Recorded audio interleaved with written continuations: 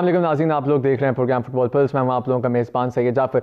जिस तरह के हर हफ्ते हम आपके लिए लेके आते हैं कि ऐसा फुटबॉल शो जिसमें हम यूरोप की टॉप 5 लीग्स को डिस्कस करते हैं, एनालिसिस करते हैं और कोशिश करते हैं यूरोप की फुटबॉल में जो कुछ भी हो रहा है उसको हम कंप्रेहेंसिवली डिस्कस करें। अगेन हम देखते हैं कि लीग्स का जो स्टार्ट है इस वक्त यूरोप के अंदर वो हो चुका है और हम देख रहे हैं कि प्रीमियर लीग पे इस दफ़ा फोकस इसलिए ज़्यादा है क्योंकि इस दफ़ा प्रीमियर लीग के अंदर जो साइनिंग्स हुई हैं क्लब्स की तरफ से, उन्होंने काफ़ी डायनामिक्स जो है लीग की चेंज कर दी हैं। Will talk about this. हमारे पास काफ़ी मैचेस हैं डिस्कस करने के लिए, लेकिन सबसे पहले तारुफ कराऊंगा अपने मेहमानों का।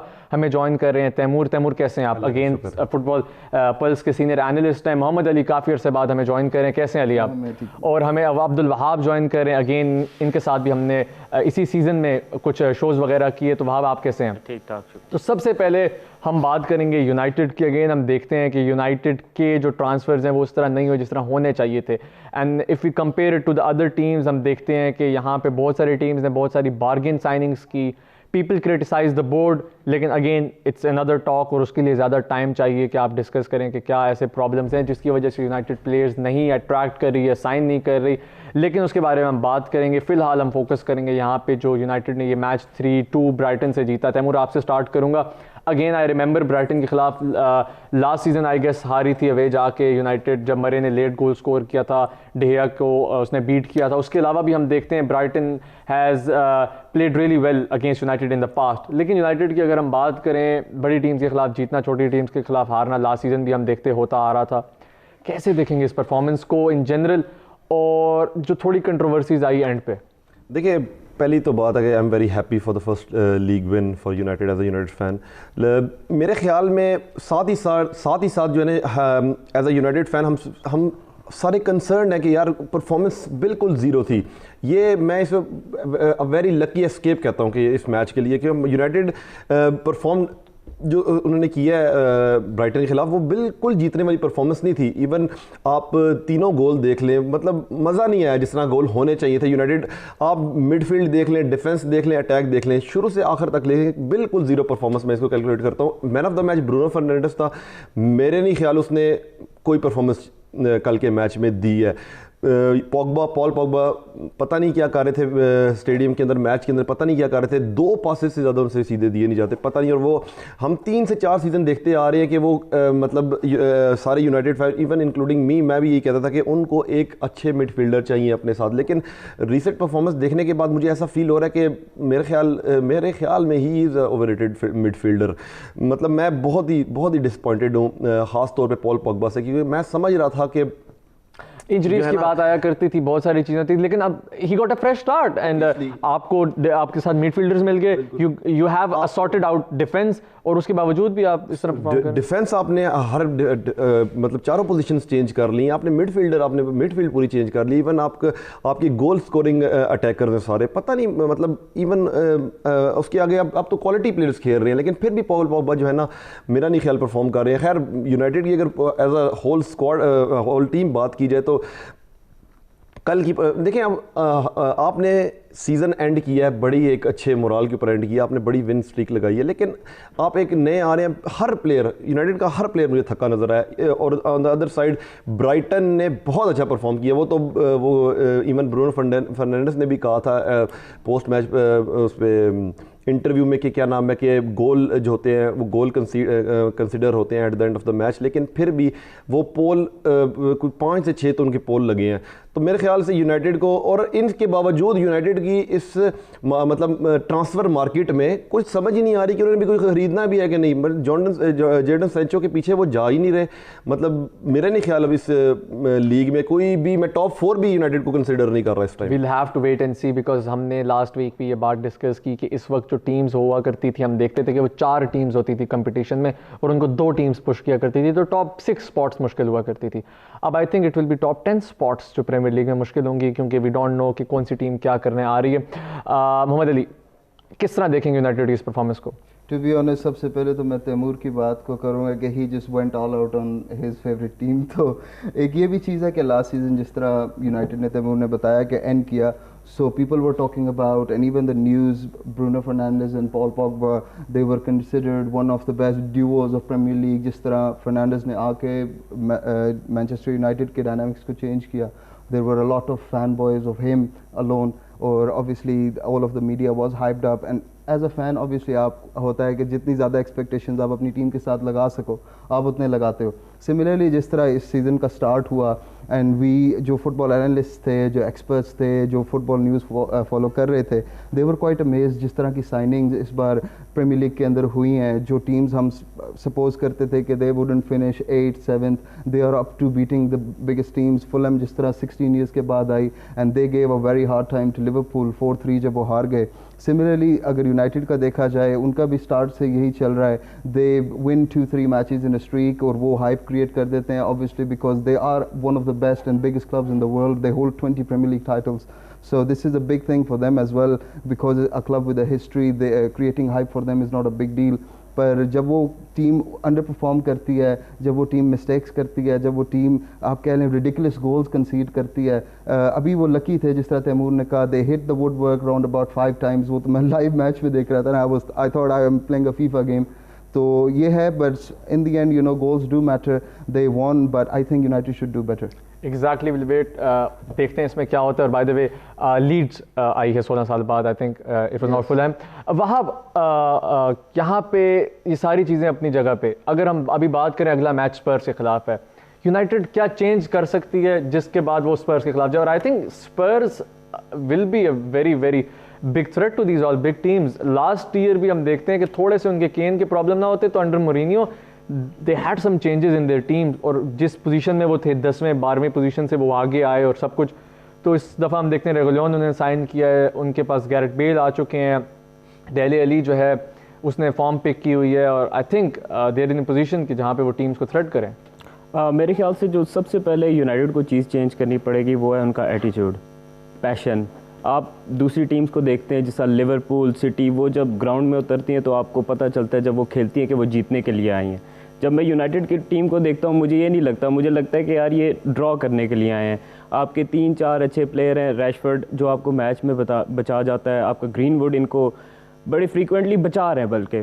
तो बाकी पूरी टीम का, पॉल पॉग्बा का एटीट्यूड मुझे नहीं लगता कि वो जीतने के लिए आए, उनकी वो उस तरीके की वो गेम लगती नहीं है। उसके बाद सबसे मेन चीज़ मेरे ख्याल से इनका एटीट्यूड है जिसके ऊपर, और मोरिनियो का जैसे आपको पता है कि मोरिनियो ऐसे मैचेस बड़े पसंद करता है जो उसकी पुराने क्लब्स हैं उनके साथ मैच, वो दिखाना चाहता है कि यार तुमने मुझे सैक किया तो मैं अब ये कर सकता हूँ। तो ये आई थिंक जब वो आए थे लास्ट ईयर तो he lost 2-1 against United at Old Trafford with Tottenham's team. I think उस वक्त खैर टॉटनहम के इश्यूज भी बहुत थे, बट अगेन वो परफॉर्मेंस काफ़ी अच्छी थी फ्रॉम टॉटनहम हॉटस्पर्स, उसमें रैशफोर्ड स्कोर्ड बोथ गोल्स।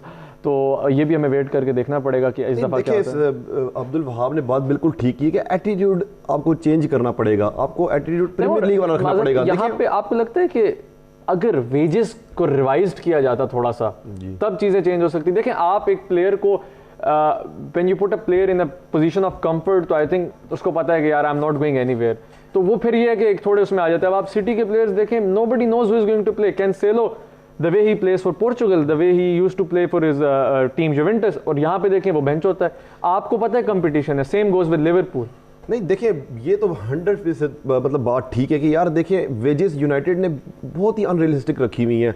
आप पॉल पॉग्बा को अगर लेकर आ रहे हैं, आपने इतनी वेज दी है, तो आप कंसिडर कर रहे हैं कि यार ये हमें हर वीक में नॉट मतलब एक बार नहीं कम से कम 2 बार, मतलब इतनी वेज वो ले रहा है कि उसको 2 बार परफॉर्म करना चाहिए। मतलब 720K फॉर 3 कीपर्स, बिल्कुल मतलब हाईएस्ट पेड की, और फिर डीन हेंडरसन और अगर रोमेरो का आप मिलाएं तो ये मतलब आप यहां से अंदाजा लगा सकते हैं कि मार्शियल हाईएस्ट पेड अटैकर है प्रीमियर लीग का। आप यहाँ से अंदाज़ा लगा सकते हैं कि मतलब यूनाइटेड की जो वेज स्ट्रक्चर है बिल्कुल तबाह हो चुका है। इसकी वजह से यूनाइटेड के प्लेयर्स का एटीट्यूड ही नहीं है। पॉल पॉग्बा इवन जब उन्होंने सैंचेज साइन किया था, मतलब उसकी फीस आप देखें, वो आप परफॉर्मेंस देखें और उनकी वो देखें क्या नाम है वेज देखें, तो आपको पता लगता है कि यार कितनी अनरियलिस्टिक चीज़ है। I think they have to learn from likes of Liverpool, City and Chelsea. Even they paid a lot of money, like City के defenders are all 50 million plus, but City is not paying anyone more than 200, 170, 150. Even Ederson was on 90 till last season. Ederson was getting 90. Sane used to get 120 only. Although हम देखते हैं साने की performance was very consistent from the first season.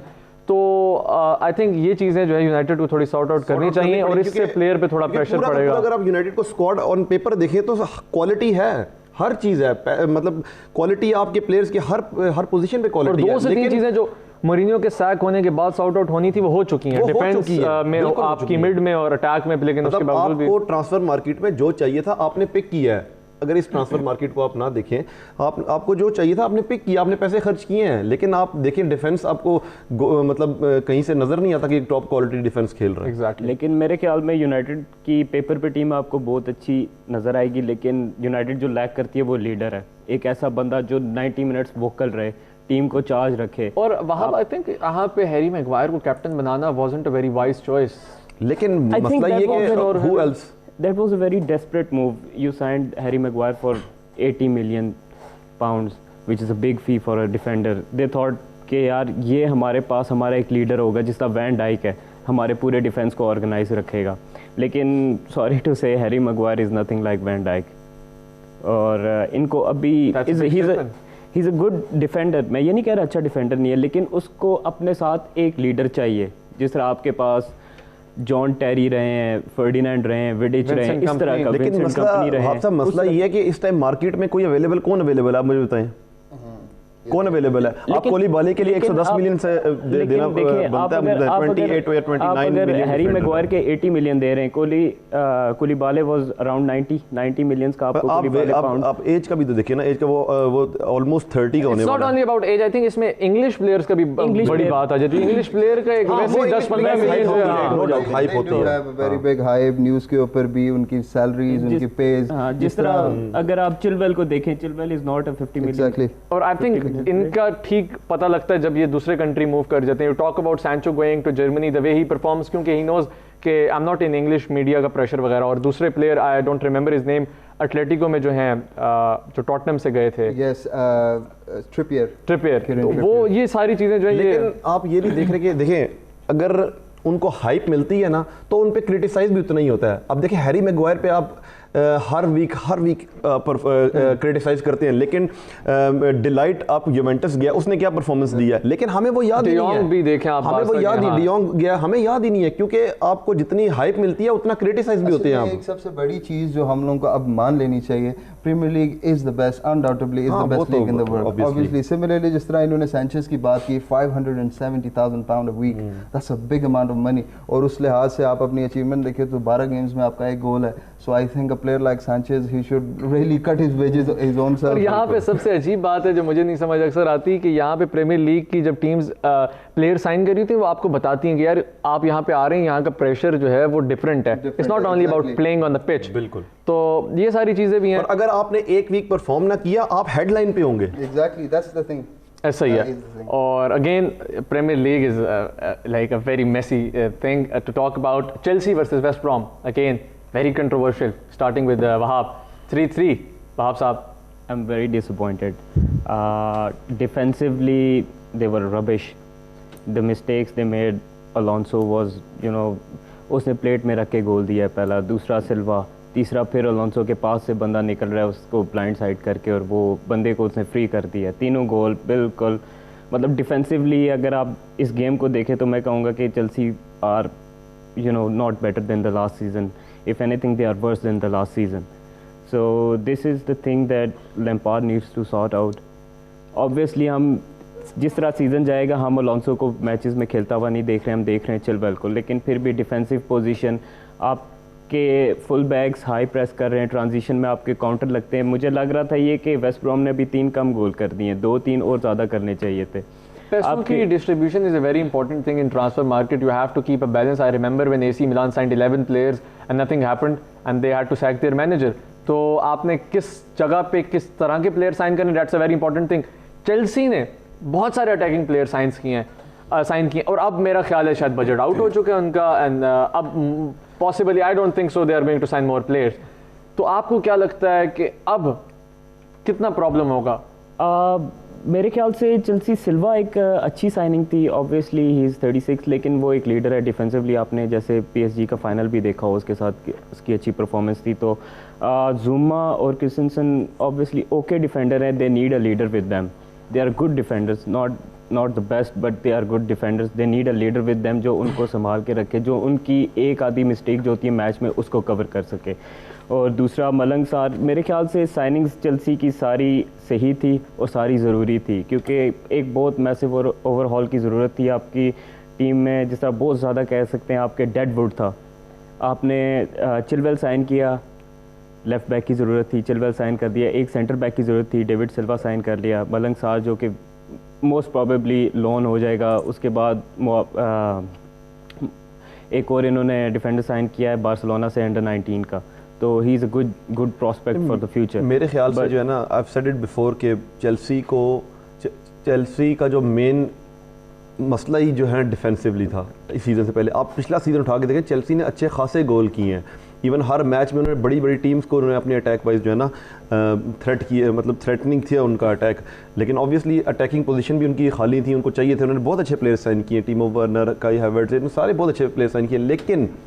लेकिन उन्होंने अपनी मैं आपकी बात से सहमत हूँ कि मतलब उन्होंने ना थोड़ा सा वो नहीं रखा, मतलब कि आपने सारे के सारे अटैकिंग प्लेयर साइन कर रहे हैं। मतलब थियागो सिल्वा ठीक है, आपने क्या नाम है साइन किया आपने, लेकिन आप उसके ऊपर मैक्सिमम 1 साल रिलाई कर सकते हैं, maximum.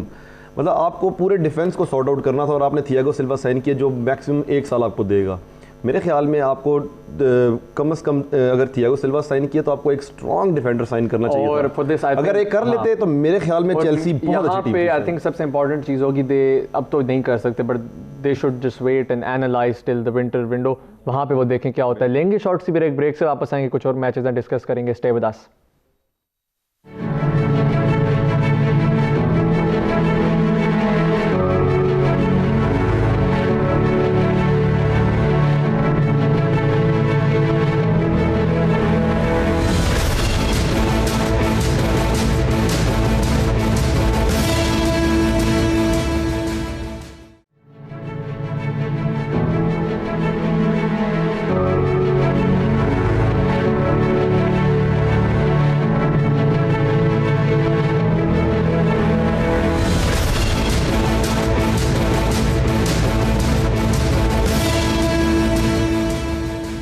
Welcome back. Before we move to previews, Everton ने 2-1 हराया पैलेस को। हम बात करें एवर्टन की under Ancelotti, it's a big thing कि एक मैनेजर यूसीएल 3 मुल्कों में जीत के आ रहे हैं आपके पास। ऑब्वियसली अली, एवर्टन में एंचेलोटी का आना, यंग प्लेयर्स को साइन करना, इतने बारगेंड फीस में साइन करना, कैसे देखेंगे इसको? I think he just ripped it off, to be very honest.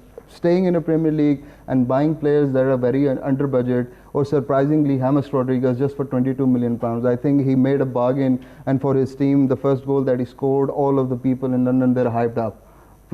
James Rodriguez, a golden boy 2014 World Cup का, उस वक्त से अभी तक he played in Madrid, he played in Bayern Munich, all the top clubs, they want him, and he still came to Everton.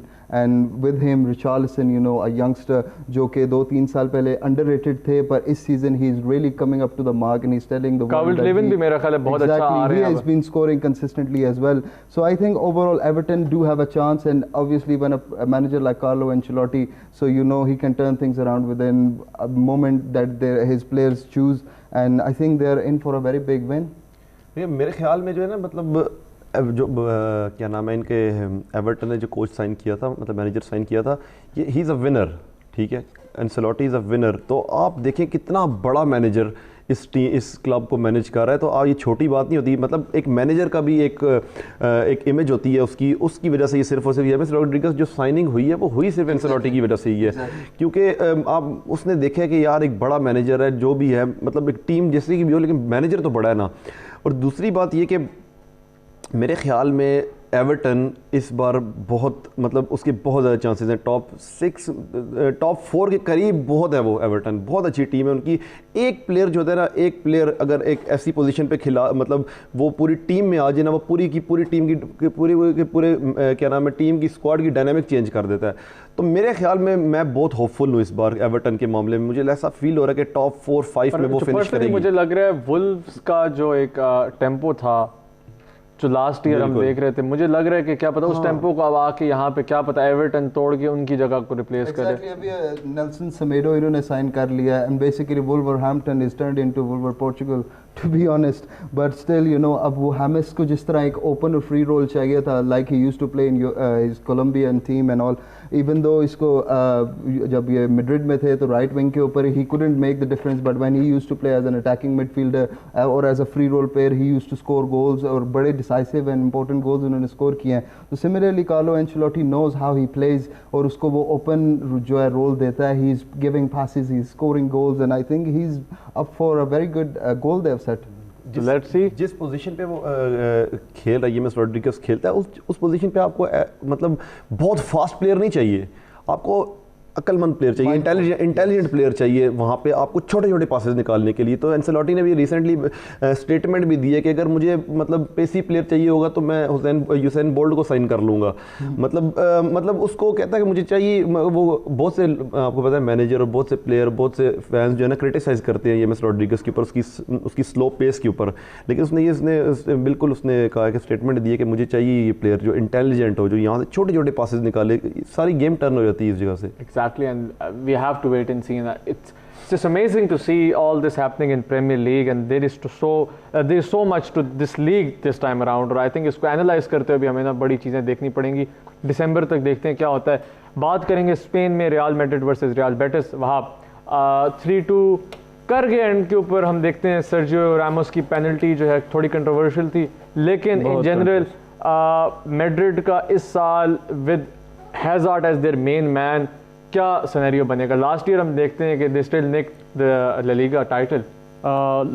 Last year तो एक बिल्कुल different scenario था बारसा के साथ जो हुआ, उनके बोर्ड के मसले और ये वो। इस साल अगर आप देखें तो बारसा ने किसी हद तक वो रिज़ॉल्व कर लिए, लेकिन रियल मैड्रिड मेरा नहीं ख्याल, इनको बेहतर खेलना चाहिए। हैज़ार्ड जो कि प्रीमियर लीग का एक गोल्डन बॉय जिसे समझा जाता था एक टाइम पे, एक्सट्रीमली टैलेंटेड प्लेयर, वो जब वहाँ पे गए हैं ओवरवेट होके आ रहे हैं मैड्रिड के अंदर, और फिर उसके बाद सीज़न के बाद इंजरीज़ और ये वो, इसने बड़ा हर्ट किया है। उसके बाद कोई आपने इस विंडो में मैड्रिड की मेजर साइनिंग आपने नहीं देखी, कोई बड़ा प्लेयर आते हुए नहीं देखा। उसके बाद जो ज़िडान जिस तरीके से जोविच को ट्रीट कर रहे हैं बेंजेमा के लिए, I mean they sign him to be Benzema's replacement, लेकिन फिर अभी वो बेंच पे, तो मेरा नहीं ख्याल। और परफॉर्मेंस कल की मैड्रिड की कोई बहुत अच्छी परफॉर्मेंस नहीं थी, एक बहुत अनलकी कह सकते हैं आप या रियल बेटिस के लिए, या लकी कह सकते हैं आप रियल मैड्रिड के लिए कि वो बिल्डअप में बहुत बड़ा ऑफ साइड था जो कि वार ने नहीं देखा और बड़े कंट्रोवर्शियल किस्म की पेनल्टी थी। तो मेरा ख्याल है कि this is going to be a tough season for Real Madrid. Will wait and see. मेरे ख्याल में रियल मैड्रिड के लिए ये जो सीज़न है वो इतना टफ नहीं होगा, क्योंकि मतलब इनका जो मेन कंपेटिटर है वो हमेशा से बारसा रही है, ठीक है। तो बारसा को अगर आप देखें तो मेरा नहीं ख्याल इस सीज़न या अगला सीज़न जो है ना वो कुछ करने के काबिल है। इवन मेरे ख्याल से नेक्स्ट सीज़न तो मेसी भी जा रहे हैं उनकी टीम से। तो लेकिन रियल मैड्रिड की सबसे बड़ी अलार्मिंग चीज़ जो इस टाइम ये है कि उनका जो सारा स्क्वाड, उनके जो मेन प्लेयर्स हैं ना, वो अब रिटायरमेंट की तरफ जा रहे हैं। वो प्रॉपर अगर उनकी रिप्लेसमेंट्स को अभी से नहीं यूज करेंगे, उनके पास रिप्लेसमेंट्स हैं एक साल से, लेकिन वो जिस भी यूज नहीं कर रहे। वहाब साहब ने बात की है कि यार देखिए आपके पास जोविच है, आप उसको खिला नहीं रहे, क्यों? आपको बेंजेमा को मतलब खिलाई जा रहे हैं, उसको चांस भी नहीं दे रहे, मतलब आपके पास रिप्लेसमेंट है। We have to give credit to Guardiola last season, the way he started to play Foden, और किस तरह वो सिल्वा को देखें। अब आपने सिल्वा को भी खिलाना था, उसका आखिरी सीजन था, आप क्या करते थे? कप गेम सिल्वा को पूरी खिलाते थे, लीग में आप सिल्वा को 40 मिनट खिलाते थे, फॉर्डिन को आप स्टार्ट करवा रहे थे, फॉर्डिन को आप बिग मैचेस में चांस दे रहे थे, वहां से ये ही सेटल्ड इन। और अब आप देखें ही स्टार्टिंग गेम्स फॉर इंग्लैंड। बिल्कुल, अगर आप सोचेंगे कि हम इस सीजन 3 अपने सीनियर प्लेयर रिटायर हो रहे हैं और 3 जो उनकी रिप्लेसमेंट है जो 3 साल से इस क्लब में ऑलरेडी हैं, लेकिन वो सेटल्ड इन नहीं है और वो परफॉर्म करें, ये आपकी बहुत बड़ी भूल है। जिस तरह मतलब बारसा के साथ भी यही हुआ है। आप जो उनके जो मेन प्लेयर हैं वो एकदम से तकरीबन सारी क्रेडिट्स टू बाइन फॉर दिस द वे, लेकिन कनाबरी वगैरह। मेरे ख्याल से ज़िडान बहुत ज़्यादा स्टबर्न है बहुत से मामले में। अब जिस तरह उसने बेल का केस हैंडल किया है, he straight away said you are not in my plan. जिस तरीके से उसने हैमस को ट्रीट किया है, I think great player. Zidane used to play with these 3 players जो रिटायर होने वाले हैं, तो there is something between them. और थोड़ा सा एक रियल मैड्रिड का एक अपना एलीट कल्चर भी है थोड़ा। अगर आप हैमस को देखें, रियल मैड्रिड का एक बहुत बड़ा मसला आ रहा है पिछले कुछ अरसे में गोल क्रिएशन का। काफ़ी मैचेस में इनको मसला, और James is one of the best creators in Europe.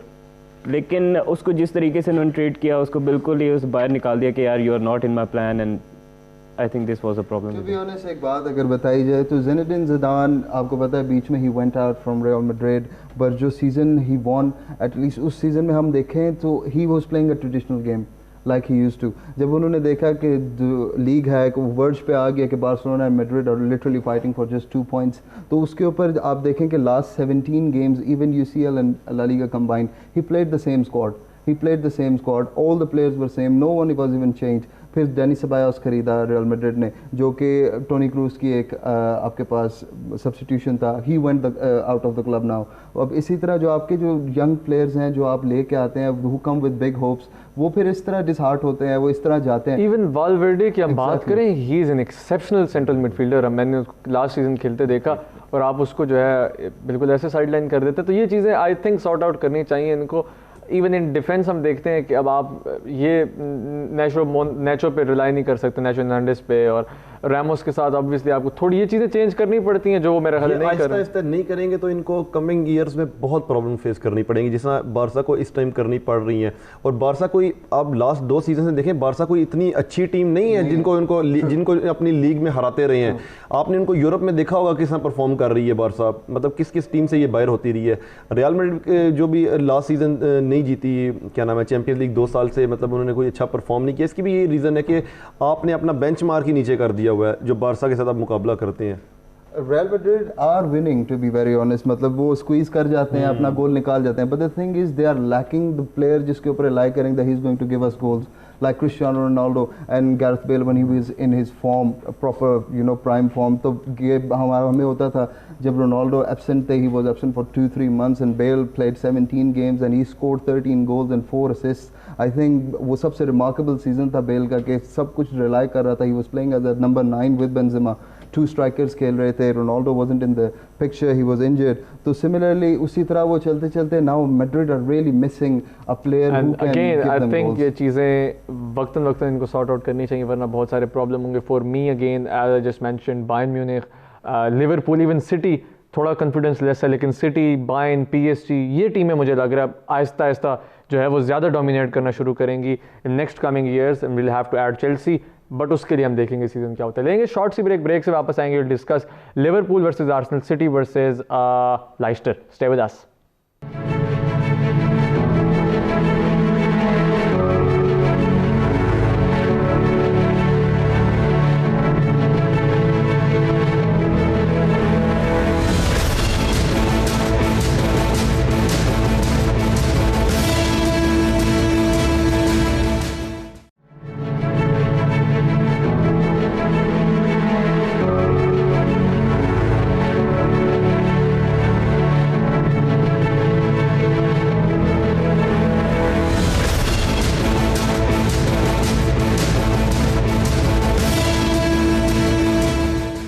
Nazeen, welcome back. We have to talk about City versus Leicester, big game of this weekday. Ali, City versus Leicester, हम देखते हैं Leicester के खिलाफ last year की जो game थी city की वो इतनी अच्छी नहीं थी। हम देखते हैं कि थोड़ा अप एंड डाउन था। उससे पिछले सीज़न कंपनी ने जब Leicester के खिलाफ होम पे आखिरी वो गोल स्कोर किया था, turning point of the season, वहाँ से सिटी ने टाइटल निकाला था। अगेन गार्डियोला पहली गेम जीते वुल्फ के खिलाफ। आई think they performed really well in the first half, लेकिन सेकंड हाफ में आई think it was all about wolves के पास बहुत अच्छे चांसेस थे और उन्होंने सिटी को 3 से 4 दफ़ा इतना थ्रेटन किया कि आई थिंक वो भी जिस तरह लकी एस्केप ही सॉर्ट ऑफ थी। Like it was a 50-50 performance, लेकिन एंड पे जो है सिटी बच गई, वरना वहाँ पे वो मैच ड्रॉ हो जाता।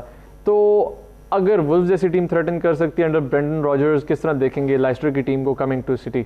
I think Leicester City, they are a very good team filled with very nice players, even though usme Fuchs hai, he's aged, but still they play a very calm and composed game, और Albrighton है उनके, he likes to cut off between the midfielders and the defence, उनको ये चीज़ें पसंद हैं। Upfront भी वाडी आप देखें उसका रिकॉर्ड सिटी के खिलाफ इहेनाचो जो खिला रहे हैं, to do new things all the time. और सिमिलरली जब से आपको पता है एक बार जब वो एक शौक पैदा हो जाता है ना, once you have touched the success, जिस तरह एक बार जब से लीग इन्होंने जीती है उसके बाद से आप देखें, even though Leicester did go down but still they were playing very fairly. और सिमिलरली लास्ट सीजन भी उनको देखें तो इन एंड आउट उनकी गेम्स के अंदर ये चीज़ वो ग्लिम्स दिखाते हैं that they do have the potential about this. पर मैं कहता हूँ कि जब आप फेस कर रहे हैं ऐसी टीम लाइक सिटी, और वो भी प्रीमियर लीग के अंदर, जिसमें अभी De Bruyne undoubtedly he is performing as the best midfielder in the world right now, और जिस लेवल के ऊपर और जिस हाइप के ऊपर वो गए हुए हैं, जिस फॉर्म के अंदर वो आए हुए हैं, आई थिंक, और वो किस किस पोजीशन से आपको गोल निकाल कर दे देते हैं। सो आई थिंक उस एक ऐसे मिडफील्डर की मौजूदगी में फिर फिल फोर्डन जैसे यंगस्टर जब आपकी टीम में हैं, जो कि एक काम है, कंपोज्ड हैं, यंग हैं, और अपना जो टेम्पर है वो काबू कर सकते हैं, तो आई थिंक उन प्लेयर्स की मौजूदगी में बॉक्स के अंदर आपने देखा है 90% of the goals that city misses are within the box. और वो भी इस वजह से क्योंकि एक प्रॉपर फिनिशर नहीं है। जिस तरह एग्वेरो की हम बात करते हैं, एग्वेरो भी अभी पिछले कुछ टाइम से सिंस द लास्ट सीजन वो इंजरीज़ की वजह से इन होते रहे हैं। गैब्रियल हीसेस, उनको टाइम का मैनेजमेंट नहीं हो रहा, वो फर्स्ट मिनट में खेलते हैं और गोल करके 93rd मिनट पे वो गोल कर रहे हैं। तो इस तरह का जब वो सब सिनेरियो चलता है तो आपके स्ट्राइकर्स को या तो एक बूस्टअप चाहिए होता है, या you need a proper striker who can score with in the box and who can finish it with style. तो जब इस तरह के प्लेयर्स आपकी टीम के अंदर हैं, but I think obviously Jesus is not available and Aguero is not available, so obviously Raheem Sterling is going to play as a number 9। All of the good lucks to him, पर उनकी भी ये आदत है कि he misses in front of goal and वो ये सब उनके सीन होता है। तो आई थिंक कि अगर इस चीज़ को वो ओवरकम कर लें कि if they finishing is good तो they can easily get it out. यहाँ पे तैमूर, इससे पहले कि आप उस बात को कंटिन्यू करें, एक बड़ा क्वेश्चन है। आई थिंक हम लास्ट ईयर देखते हैं John Stones was very controversial, he came from Everton 2016 season, 17 में अच्छा खेले, 18 में ही and Otamendi were the main defenders for City. आहिस्ता आहिस्ता लपोर्ट के आने के बाद ही गॉट साइड लाइंड। हम देखते हैं Otamendi was playing with Laporte, Vincent company was playing with Laporte, फिर उससे अगले सीजन तो हम देखते हैं लास्ट सीजन तो बिल्कुल ही उनको साइड लाइन, उनकी इंजरीज के प्रॉब्लम्स भी थे। बहरहाल लास्ट जो मैच था वुल्व्स के खिलाफ, Pep started Stones with Ake City ने साइन किया, they both played very well. I think थोड़ा सा जो गोल पड़ा है वो भी मेंडी की साइड से मैं पढ़ा था, लेकिन कैसे देखेंगे अब आया वो एक कैमियो था पेप की तरफ से कि एक मैच में खिलाना, या अगर आपको क्या लग रहा है कि पेप वापस इसको अपने प्लान में लेके आ रहे हैं जॉन स्टोन्स को, पहली चीज़, और एके के आने से अब कितना फ़र्क पड़ेगा सिटी को, a player who used to play in Premier League. और हम देखते हैं कि छोटी प्रीमियर लीग टीम से अगर आप खिलाड़ी बड़ी टीम में लेके आते हैं, it's sometimes more beneficial than bringing a big player from any other league, क्योंकि इसको पता है कि इसने कैसे बड़ी टीम के खिलाफ खेलना है, क्योंकि कीपर हो गया चाहे डिफेंडर हो गया वो खेलता है बड़ी टीम के खिलाफ। बिल्कुल, तो ये चीज़ें जो है बड़ा मैटर करती हैं। जो मर्जी आप बात कर लें जिस टीम से वो आया, लेकिन प्रीमियर लीग का एक्सपीरियंस होना बहुत ज़रूरी है। अगर प्रीमियर लीग में आपने परफॉर्म करना है, आपने बहुत से प्लेयर पास में देखे होंगे जो आए हैं, बड़े नाम थे, आए हैं प्रीमियर लीग में परफॉर्म किए, हो गए, फैल्काओ हो गए, मतलब बिल्कुल डिपाय, मतलब वो प्रेशर हैंडल नहीं कर सकते, इंटेंसिटी हैंडल नहीं कर सकते। जो ऑलरेडी खेल रहे तो ऑब्वियसली वो, अगर आपको एवरेज प्लेयर भी है ना, एवरेज टीम से भी है, तो वो मेरे ख्याल से हम प्रीमियर लीग के क्लब्स को प्रेफर करना चाहिए। बाकी आपने जो ओटामेंडी की बात की है, देखिए इसमें गलती प्लेयर्स के अलावा थोड़ी सी मैनेजर की भी है मेरे ख्याल में। अब देखें कभी मतलब बहुत से मैचेस हैं जहाँ पे ओटामेंडी रेडी होते हैं, मतलब क्या नाम है, इंजर्ड नहीं होते, मतलब आप प्लेयर फिट होते हैं फिजिकली, लेकिन आप देखते हैं पेप को फर्नांडिनियो को सेंटर बैक खिला देते हैं, मतलब आउट ऑफ नो वेयर आपने फर्नांडिनियो को भी सेंटर बैक पेप को खिलाना स्टार्ट हो गए थे। मतलब आपको भी, मतलब एज अ मैनेजर भी जो थोड़ी सी होती है ना, फिर आप कहते हैं कि चले अब क्या नाम है, आप खुद एज अ प्लेयर समझने लग पड़ते हैं कि यार मेरे ख्याल से मेरा टाइम आ गया कि मैं स्क्वाड से जो है साइडलाइन हो गया, क्योंकि कोरोना की वजह से थोड़ा उनका था, मेरा ख्याल है ही इज आल्सो बैक। अगर तो लपोर्ट वापस आ गया तो he is a very very good defender, he is a confirm starter. I think Laporte, Edison and Kevin De ब्रुयने, ये तीन तो आपके मैच स्टार्ट करते हैं। मतलब अगर तो ये मतलब आपके मैच स्टार्ट कर रहे हैं तो मेरे ख्याल से डिफेंसिवली कोई मसला खास इस टाइम नहीं है चेल्सी को, सॉरी मैनचेस्टर सिटी को। जिस तरह इन्होंने बात की कि सिटी के पास मतलब he they got the best midfielder in the world right now, मतलब अफसोस होता होगा मेरे ख्याल से आपको एज ए सिटी फ़ैन के बॉक्स में कोई प्लेयर ही नहीं है। हमें तो खैर इतना अफसोस नहीं होता, सीधी सी बात है लेकिन आपको एज ए सिटी फ़ैन ज़्यादा अफसोस होता होगा कि यार वो हर 2-3 मिनट के बाद इतनी ज़बरदस्त बॉल डिलीवर कर रहा है, लेकिन बीच में बॉक्स में कोई मिडफील्डर ही नहीं है, और सॉरी अटैकर ही नहीं है जो गोल स्कोर करे।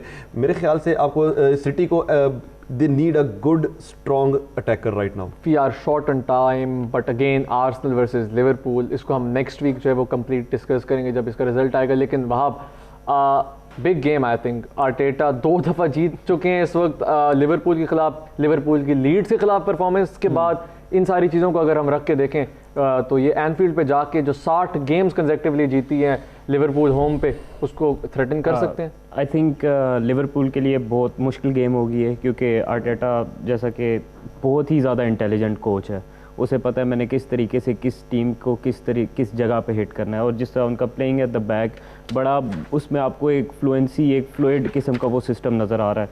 और डिफेंसिवली बहुत बेहतर हो गए हैं, जो इनकी नई डिफेंसिव साइनिंग है वो बहुत अच्छी थी।